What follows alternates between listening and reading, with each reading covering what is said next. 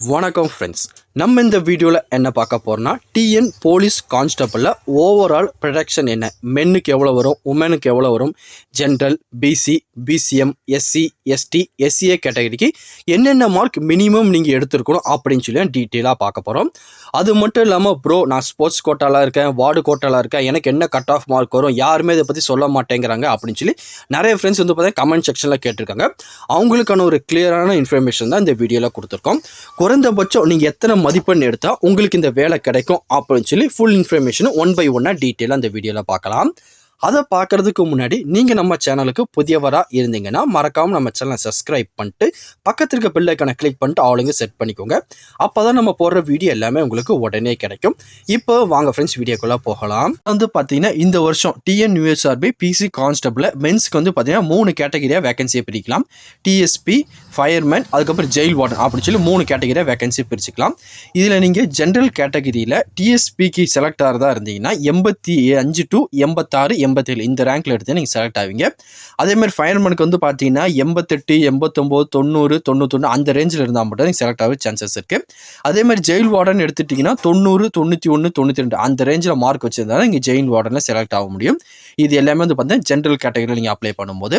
அதுக்கப்புறம் வந்து பார்த்தீங்கன்னா நீங்கள் பிசி கேட்டகரியில் அப்ளை பண்ணுறீங்கன்னா ஒரு 83, 84, 85 இந்த ஆவரேஜான மார்க் இருந்தாலே போதும், நீங்கள் டிஎஸ்பி செலக்ட் ஆயிருவீங்க. அதோட கொஞ்சம் ஹையராக மார்க் வச்சுருக்கீங்க, ஒரு 89, 90, 91 அந்த மாதிரி மார்க் வச்சுருந்தீங்கன்னா ஃபயர்மேனுக்கு நீங்கள் செலக்ட் ஆவீங்க.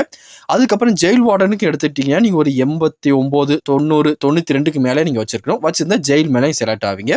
இது எல்லாமே பிசி கேட்டகரியில் நீங்கள் அப்ளை பண்ணியிருந்தால். அதுக்கப்புறம் வந்து பார்த்தீங்கன்னா எம்பிசி, டிஎன்சி இந்த கேட்டகரியில் அப்ளை பண்ணியிருந்தீங்கன்னா மென்ஸுக்கு நீங்கள் டிஎஸ்பிக்கு வேணும்னா வந்து பார்த்தீங்கன்னா ஒரு 84, 85, 86 இந்த ஆவரேஜ் மார்க் கண்டிப்பாக உங்களுக்கு இருக்கணும். அதே மாதிரி ஃபயர்மேனுக்குன்னு எடுத்துட்டிங்கன்னா 89, 90 அந்த ரேஞ்சில் இருந்தால் நீங்கள் செலக்ட் ஆக முடியும். அதே மாதிரி வந்து பார்த்தீங்கன்னா ஜெயில் வார்டனுக்கு எடுத்துட்டிங்கன்னா 91, 92 அந்த ரேஞ்சில் இருந்தால் தான் எம்பிசி, டிஎன்சி கேட்டகரிக்கு நீங்கள் செலக்ட் ஆக முடியும். அதுக்கப்புறம் பிசிஎம் முஸ்லீம்க்கு வந்து பார்த்தீங்கன்னா கொஞ்சம் மார்க் கம்மியாக தான் வரும். நீங்கள் ஒரு 72, 73, 74, 75 அந்த ரேஞ்சில் வச்சுருந்தாங்களே டிஎஸ்பிக்கு செலக்ட் ஆகிடலாம்.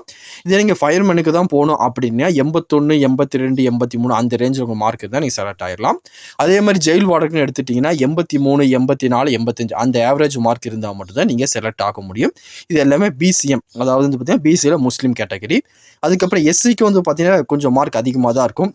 நம்ம ஆல்ரெடி பிசிக்கு சொன்னோம் பார்த்தீங்களா, 84, 85 அந்த ஆவரேஜ் மார்க் இருந்தால் தான் டிஎஸ்பிக்கு நீங்கள் செலக்ட் ஆக முடியும். அதே மாதிரி ஃபயர்மேனுக்கு வந்து பார்த்தீங்கன்னா 89, 90, 91 அந்த ரேஞ்சில் இருந்தால் நீங்கள் ஃபயர்மேன் செலக்ட் ஆக முடியும். அதே ஜெயில் வார்டன் எடுத்துட்டிங்கன்னா 90, 91, 92 அந்த ரேஞ்சில் இருந்தால் நீங்கள் செலக்ட் ஆகிடலாம். அதுக்கப்புறம் எஸ்டிக்கு வந்து பார்த்தீங்கன்னா இப்போ எஸ்சிக்கு சொன்னோம் பார்த்தீங்கன்னா அதில் வந்து ஒரு 2 அல்லது 3 மார்க் நீங்கள் மைனஸ் பண்ணிக்கலாம். மைனஸ் பண்ணி அந்த ஆவரேஜான மார்க் இருந்தால் போதும், நீங்கள் எஸ்டி கேட்டகரியில் செலக்ட் ஆகிறதுக்கு அதிக விதமான சான்சஸ் இருக்குது. அதுக்கப்புறம் வந்து பார்த்தீங்கன்னா எஸ்சிஏ இதுக்கும் வந்து பார்த்தீங்கன்னா கொஞ்சம் கட் ஆஃப் மார்க் வரையும் அதிக டிஃப்ரெண்ட்லாம் இருக்காது. நீங்கள் டிஎஸ்பிக்குன்னா வந்து பார்த்தீங்கன்னா 79, 80 அந்த ரேஞ்சில் இருக்கணும். ஃபயர்மேனுக்குலாம் வந்து பார்த்தீங்கன்னா 82, 83 அந்த ரேஞ்சில் இருந்தால் போதுமானது. ஜெயில் வார்டனுக்கு வந்து பார்த்தீங்கன்னா 85, 86 அந்த ரேஞ்சில் இருந்தால் போதும், நீங்கள் செலக்ட் ஆகிறதுக்கு அதிக விதமான சான்சஸ் இருக்குது. அதுக்கப்புறம் உமன் கேட்டகரியில் எடுத்துட்டிங்கன்னா ஜென்ரல் டேர்னில் இருந்தீங்கன்னா ஒரு 71, 72, 73 அந்த ஆவரேஜ் மார்க் இருந்தீங்கன்னா நீங்கள் செலக்ட் ஆகிற அதிக விதமான சான்சஸ் இருக்குது.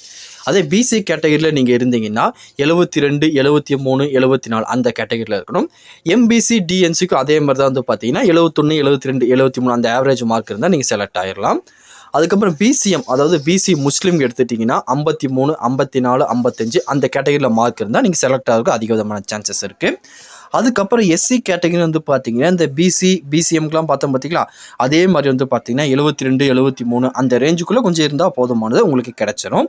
அதுக்கப்புறம் எஸ்டிக்குன்னு வந்து பார்த்தீங்கன்னா 68, 69, 70 அந்த ரேஞ்சில் இருந்தீங்கன்னா கட் ஆஃப் மார்க் கிடைச்சிடும். அதுக்கப்புறம் எஸ்சிஏக்கு வந்து பார்த்தீங்கன்னா ரொம்ப கம்மியாகவே உங்களுக்கு இருக்கும். 63, 64 அந்த மாதிரி கேட்டகரியில் இருந்தாலே உங்களுக்கு கட் ஆஃப் மார்க் வரதுக்கு அதிக விதமான சான்சஸ் இருக்குது. அதுக்கப்புறம் ஸ்போர்ட்ஸ் கோட்டா, வார்டு கோட்டான்னு எடுத்துட்டிங்கன்னா முதல்ல ஸ்போர்ட்ஸ் கோட்டாக்கு ஒரு 71, 72 மார்க் மேலே எடுத்தாலே போதுமானது, நீங்கள் செலக்ட் ஆயிடுவீங்க. மென்னாக இருந்தாலும் சரி, உமனாக இருந்தாலும் சரி நீங்கள் செலக்ட் ஆகிறதுக்கு அதிக விதமான சான்சஸ் இருக்குது. அதே மாதிரி வார்டு கோட்டான்னு எடுத்துட்டிங்கன்னா அதோட ஒரு 5 மார்க் மைனஸ் பண்ணிக்கலாம். ஒரு 64, 65 மார்க் ஆவரேஜாக வச்சுருந்தாலும் நீங்கள் செலக்ட் ஆகிறதுக்கு அதிக விதமான சான்சஸ் இருக்குது. ஏன்னு வந்து பார்த்தீங்கன்னா அது கட் ஆஃப் மார்க்கே 35, 40 ரேஞ்சுக்கு வந்து பார்த்தீங்கன்னா கட் ஆஃப் மார்க்கே கொடுத்துட்டாங்க. அதாவது மினிமம் நீங்கள் ஒரு 64, 65 மார்க் மேலே எடுத்தீங்கன்னா நீங்கள் அதிக விதமாக செலக்ட் ஆகிற சான்சஸ் இருக்குது.